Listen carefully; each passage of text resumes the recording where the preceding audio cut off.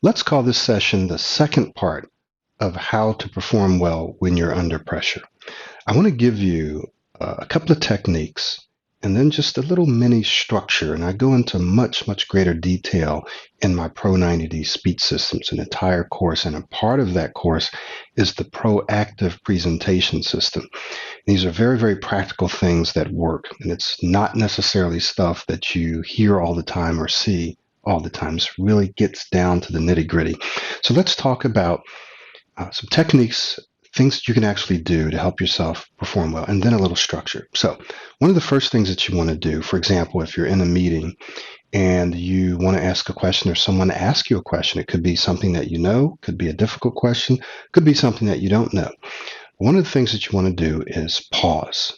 Pause. So, what many people do is they just automatically, instantly respond. You pause.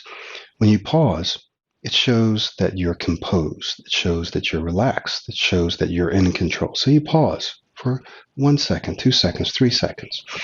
You take a breath, right?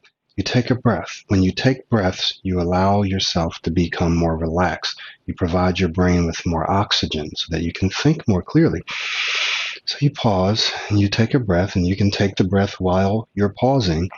And then you extend your first few words or several words, or even your first phrase or so. You extend your words. When you pause, you take a breath and you extend your first several words. What you're doing is you're giving yourself time to think if you need to. You are taking and maintaining greater control of your speech, right? And you'll hear many people doing this. And you are also projecting, once again, that you're composed, that you're calm, that you're in control.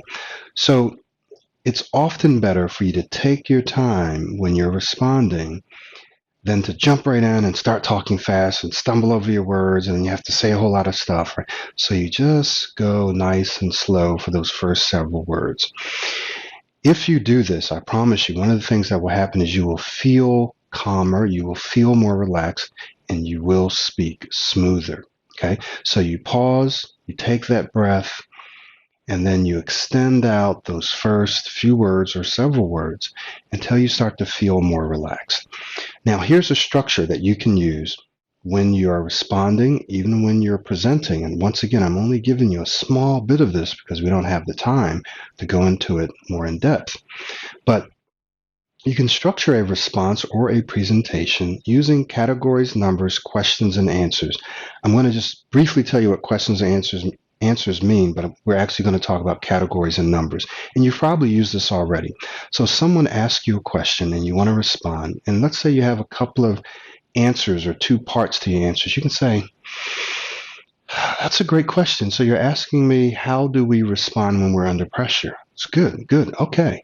So I want to give you two answers. I want to give you two parts to this, or two steps. Number one, right? Category number. So you saw I paused, took a breath, I repeated, right? And then I said, okay, I'm going to just give you this. All right. So categories and numbers. I'm going to give you, well, there's two ways we can look at this. Just two steps, right?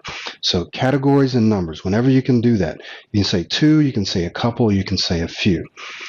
Now, in terms of questions and answers, this is a little more advanced, but I'll just give you a taste now. You structure your presentations around questions and answers. That is, what are we going to talk about today? Why is this important? How does this work? Who is this important for, right? Why would we want to do this? So you have all these questions that you know your audience is going to have, and you structure your presentation around answering those questions, right? And you also use categories and numbers.